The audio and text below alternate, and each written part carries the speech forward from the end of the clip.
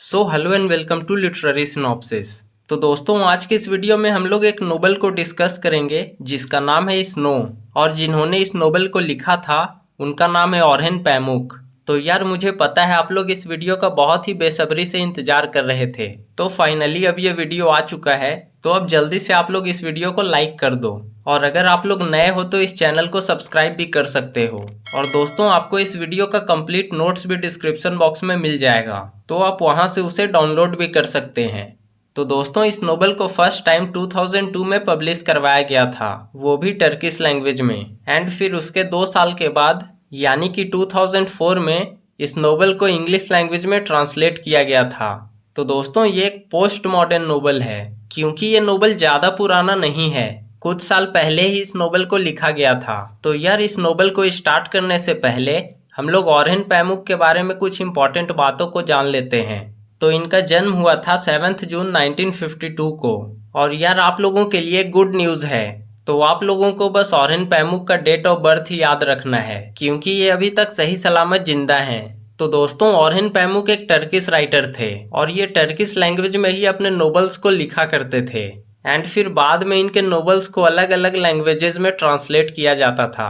तो दोस्तों, ओरहन पैमुक total 11 novels publish करवा चुके हैं, जिसमें जो इनका सबसे फेमस नोवेल है वो है my name is red, the museum of innocence end of course snow.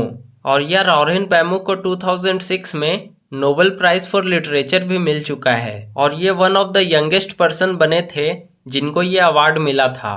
तो दोस्तों, ये जो नोवेल है ना स्नो, ये टर्की के रियल लाइफ इंसिडेंट पर बेस्ड है। तो टर्की में क्या हो रहा था कि कुछ मुस्लिम लड़कियां सुसाइड कर रही थी, क्योंकि उनके कॉलेजेस एंड यूनिवर्सिटीज में जो नकाब होता है वो बैन हो गया था। यानी कि जो मुस्लिम लड़कियां कॉलेज और यूनिवर्सिटीज में नकाब पहनकर जाती है उस पर रोक लग गया था, और इसी इंसिडेंट पर बेस्ड है ये पूरा नोवेल। तो चलिए दोस्तों, अब इस वीडियो को शुरू करते हैं, लेकिन उससे पहले मैं कुछ इंपॉर्टेंट कैरेक्टर्स को इंट्रोड्यूस कर देता हूँ। तो फर्स्ट कैरेक्टर है का, जो कि इस नोवेल का प्रोटैगोनिस्ट है, और ये एक पोएट भी है और जर्नलिस्ट भी है।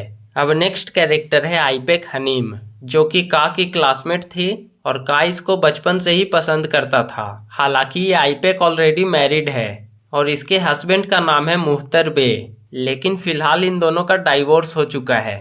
अब नेक्स्ट कैरेक्टर है कैडिफे, जो कि आइपेक की छोटी बहन है, और ये हेड स्कार्फ गर्ल्स की लीडर भी थी। यानी कि जो लड़कियां नकाब पहनती थी वो सब की लीडर थी ये। तो दोस्तों, बाकी के कैरेक्टर्स मैं आपको बाद में बताऊंगा। तो चलिए अब इस नोवेल को शुरू करते हैं।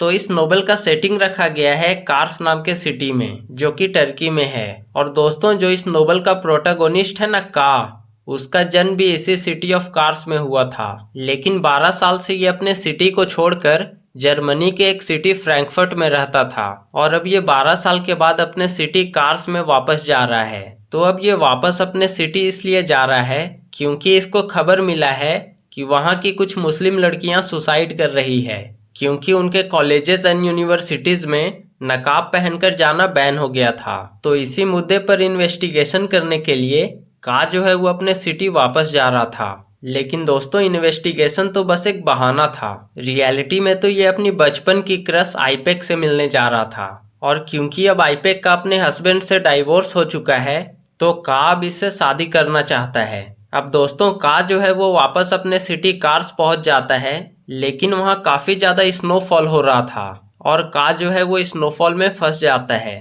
अब इस स्नोफॉल को देख करके का को अपने बचपन का याद आने लगता है। हालांकि दोस्तों, जब बचपन में स्नोफॉल हुआ करता था तो उस टाइम सिटी ऑफ कार्स में बहुत ही ज्यादा सुख शांति था, लेकिन अभी पूरे शहर में दहशत का माहौल छाया हुआ है। यानी कि अभी जो स्नोफॉल हो रहा है वो कहीं ना कहीं terror, fear, isolation and brutality को सिंबलाइज कर रहा है। लेकिन वहीं दूसरे तरफ जो बचपन में स्नोफॉल हुआ करता था वो कहीं ना कहीं प्योरिटी एंड इनोसेंस को सिंबलाइज करता था। अब दोस्तों, का सिटी ऑफ कार्स में पहुंचते ही सबसे पहले उन पेरेंट्स से जाकर मिलता है जिनकी बेटियां सुसाइड की थी। तो इन्वेस्टिगेशन करने के बाद का को पता चलता है कि उन लड़कियों का सुसाइड करने के पीछे सबसे बड़ा कारण तो ये था कि उनके कॉलेजेस एंड यूनिवर्सिटीज में नकाब पहनकर जाने पर बैन लग गया था। लेकिन दोस्तों, का को एक और बात पता चलता है कि इसके अलावा कुछ और भी रीजंस थे जिसके कारण लड़कियों ने सुसाइड किया था, जैसे कि पॉवर्टी हो गया, और फिर लड़कियों का जबरदस्ती अरेंज्ड मैरिज भी कर दिया जाता था, जिसके कारण भी लड़कियों ने सुसाइड किया था।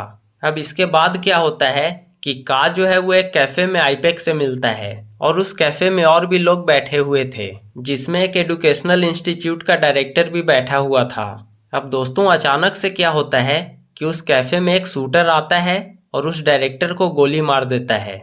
अब यार उस शूटर ने डायरेक्टर को इसलिए मारा था क्योंकि उसने अपने इंस्टीट्यूट में नकाब पहनकर आने पर बैन लगा दिया था, जिसके कारण उसके इंस्टीट्यूट की एक लड़की सुसाइड कर ली थी।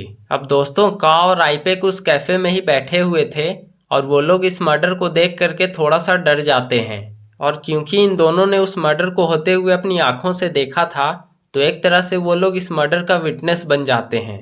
अब इस इंसिडेंट के बाद का जो है वो इन्वेस्टिगेशन करने के लिए मुहतर के पास जाता है। अब यार मुहतर के बारे में तो आप लोग जान ही रहे हो कि ये आईपेक का हस्बैंड था और अभी ये इस्लामिस्ट प्रोस्पेरिटी पार्टी का लीडर बनने वाला है। तो दोस्तों ये वहाँ का एक पॉलिटिकल पार्टी था।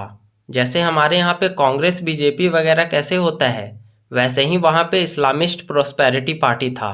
तो का जो है वो मुहतर से जाकर मिलता है, लेकिन इन दोनों को पुलिस पकड़कर ले जाती है उस मर्डर के बारे में पूछताछ करने के लिए। अब इसके बाद भी का जो है वो अपना इन्वेस्टिगेशन जारी रखता है और वो एक नेसिब नाम का लड़का से मिलता है। हालांकि नेसिब का को बोलता है कि मैं इस मर्डर के बारे में कुछ भी नहीं जानता हूँ, लेकिन मैं आपको एक ऐसे आदमी से मिला सकता हूँ जो शायद आपको इस मर्डर के बारे में कुछ बता सके। तो नेसिब जो है वो का को एक ब्लू नाम के आदमी से मिलाता है। अब इस ब्लू पर ऑलरेडी बहुत सारे क्राइम्स का केस चल रहा था। हालांकि दोस्तों का को उस मर्डर के बारे में ज़्यादा कुछ पता नहीं चल पाता है। इसके बाद फिर का जो है वो एक शेख हिफिंदी नाम के आदमी से मिलता है, जो कि एक रिलीजियस गुरु टाइप का आदमी था। अब इससे मिलने के बाद का जो है वो फिर से नेसिब से मिलने के लिए जाता है, और नेसिब से बात करके का को लगता है कि नेसिब एक अच्छा इंसान है। और का को नेसिब के बारे में एक और बात पता चलता है कि नेसिब जो है वो कैडिफे से प्यार करता है, जो कि आईपेक की सिस्टर है। अब दोस्तों उसी रात नेशनल थिएटर में एक ड्रामा परफॉर्म होने वाला था, और उस ड्रामा का हीरो था सुने जईम, और साथ ही उस थिएटर में का भी एक परफॉर्मेंस होने वाला था, जिसमें का पोएट्री परफॉर्म करने वाला था। अब दोस्तों जब स्टेज पर सुने जईम का परफॉर्मेंस चल रहा था, तभी कुछ आर्मी फोर्सेस मुस्लिम के अगेंस्ट अटैक कर देते हैं, जिसके कारण बहुत सारे ऑडियंस का डेथ हो जाता है और बहुत सारे लोग घायल भी हो जाते हैं। और इसी इंसिडेंट में जो नेसिब था उसका भी डेथ हो जाता है। अब पूरे शहर में अफरा तफरी मचा हुआ था, और साथ ही स्नोफॉल के कारण जो पूरे शहर का रास्ता था वो भी ब्लॉक हो गया था। तभी का डिसाइड करता है कि अब वो आईपेक के साथ सिटी ऑफ कार्स को छोड़कर वापस जर्मनी चला जाएगा। और फिर का और आईपेक एक होटल में मिलते हैं और उनके बीच फिजिकल रिलेशनशिप भी बन जाता है। अब दोस्तों इसके बाद क्या होता है कि जो ब्लू है उसको सुने जईम के कुछ आदमी किडनैप कर लेते हैं। अब यार यहाँ पर इस नोवेल में एक टर्निंग पॉइंट आता है। तो दोस्तों होता ये है कि सुने जईम डिसाइड करता है कि वो थिएटर में एक और प्ले परफॉर्म करेगा। तो सुने जईम ने ब्लू को इसलिए किडनैप किया था क्योंकि वो चाहता था कि उसकी जो लवर है कैडिफे वो स्टेज पर परफॉर्म करे। तो सुने जईम का को बोलता है कि तुम कैडिफे को स्टेज पर परफॉर्म करने के लिए कन्विंस करो, तभी मैं ब्लू को छोड़ूंगा। अब क्योंकि कैडिफे भी ब्लू से प्यार करती थी तो वो भी उसको बचाने के लिए स्टेज पर परफॉर्म करने के लिए तैयार हो जाती है, और सुने जईम ब्लू को छोड़ देता है। तो दोस्तों स्टेज पर कैडिफे को ये परफॉर्म करना था कि उसको स्टेज पर जाकर अपना नकाब उतारना था, यानी कि एक तरह से स्टेज पर मुस्लिम रिलीजन का इंसल्ट किया जा रहा था। अब इसके बाद क्या होता है कि कैडिफे को एक और रोल परफॉर्म करने के लिए दिया गया था, जिसमें कैडिफे को एक गन से सुने जईम को मारने का एक्टिंग करना था। तो कैडिफे को एक गन दिया जाता है रोल प्ले करने के लिए। तो कैडिफे को लगता है कि ये गन खाली है, और वो सुने जईम को शूट कर देती है, और वो बेचारा मर जाता है क्योंकि जो ये गन था वो लोडेड था। अब दोस्तों इस इंसिडेंट के बाद कैडिफे एक लीजेंडरी फिगर बन जाती है, क्योंकि सभी मुस्लिम्स को लगता है कि सुने जईम ने जो नकाब उतरवाकर इस्लाम का इंसल्ट किया है, शायद इसीलिए कैडिफे ने उसे मार दिया। हालांकि दोस्तों कैडिफे ने उसे गलती से मारा था, अब इसके बाद क्या होता है कि का को आइपेक और ब्लू के बारे में एक सीक्रेट बात पता चलता है। तो का को पता चलता है कि आइपेक और ब्लू का बहुत साल पहले रिलेशनशिप था और ये बात सुनकर का को बहुत ज़्यादा गुस्सा आता है और वो ब्लू का मर्डर कर देता है।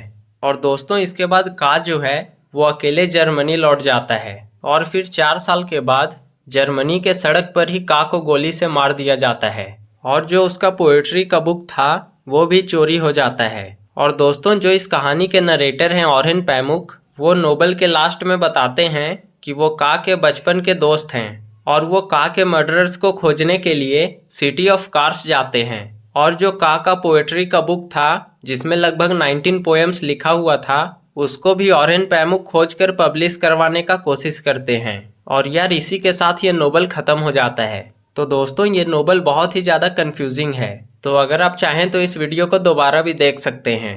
तो यार आई होप आप लोगों को ये वीडियो पसंद आया होगा। So thanks for watching this video and if you like this video please hit the like button and also subscribe to my YouTube channel.